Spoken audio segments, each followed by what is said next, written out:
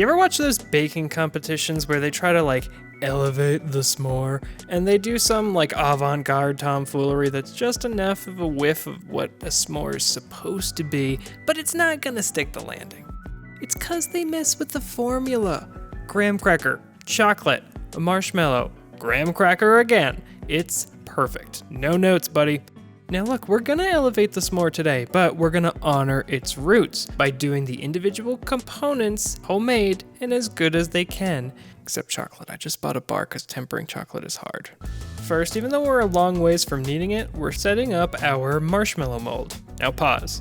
For the amount of marshmallow stuff that I made, this ended up really needing to be like a 9x13 pan, but we have an 8x8, so let's carry on. Unfold the nearest Goonies map or similarly sized roll of parchment paper. Then get it all inside that mold or pan or whatever you want to call it. Spend the next 15 to 30 minutes trying to get it flush on the edges. This is a fruitless effort, but one that I feel is crucial to the experience because it made me shake my tiny fists at the sky in a cathartic release of emotion. So if you haven't given up on this whole thing by now, give this pan a little bit of grease in the form of vegetable oil or cooking spray before haphazardly dusting everything in your entire kitchen with powdered sugar. Bonus points if you get some of it in the mold. Let's just clean that up here. All right, partner, time to bust out the old mixer. Marshmallows demand several technical steps, the first of which is awkwardly trying to plug in your stupid mixer. Once the struggle is over, it's time to add a half cup of ice water to the bowl, which can be easily done without making significant messes as I am clearly demonstrating here.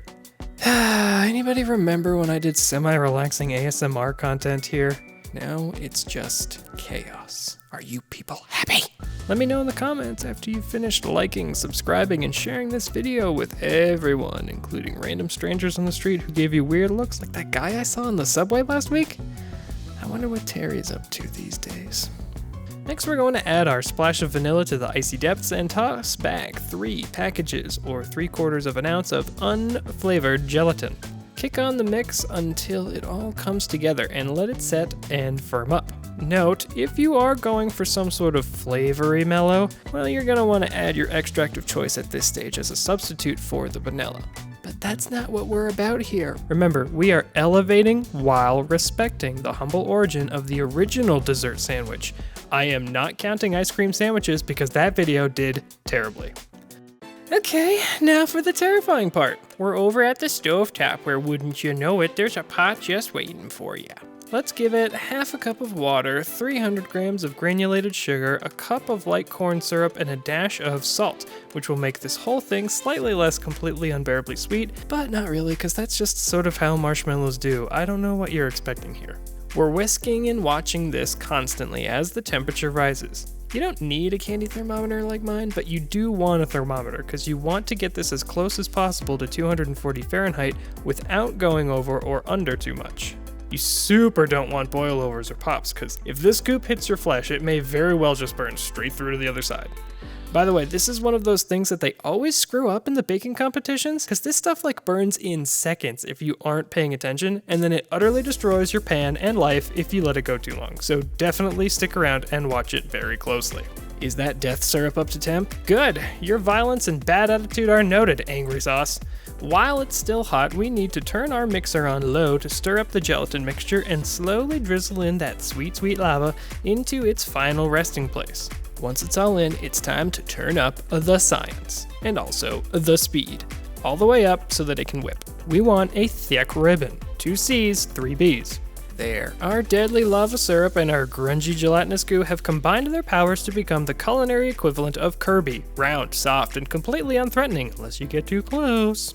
Using all of our skill and a spatula, we're glooping it right down into that too small pan from before, sprinkling more powdered sugar all over the kitchen, covering it, and letting it set for 4 hours in the fridge to overnight. Alright, glad this complex recipe is done, and now we can just celebrate another video finished, right? Well, wrong! We're also doing homemade graham crackers for some reason. And these are confusing little morsels to me, because they're kind of like just super healthy cookies. I don't know, they're hard to describe. I was led to believe at one point that if you make them at home, they basically taste the same as if you buy them from the store, but that was like really wrong for me anyway. These were insanely good, way better than the store. Anyway, we're kicking this party off with 120 grams of wheat flour or graham flour, 120 grams of all-purpose flour, praise be to the manatee, and a half cup of brown sugar into a medium-sized bowl.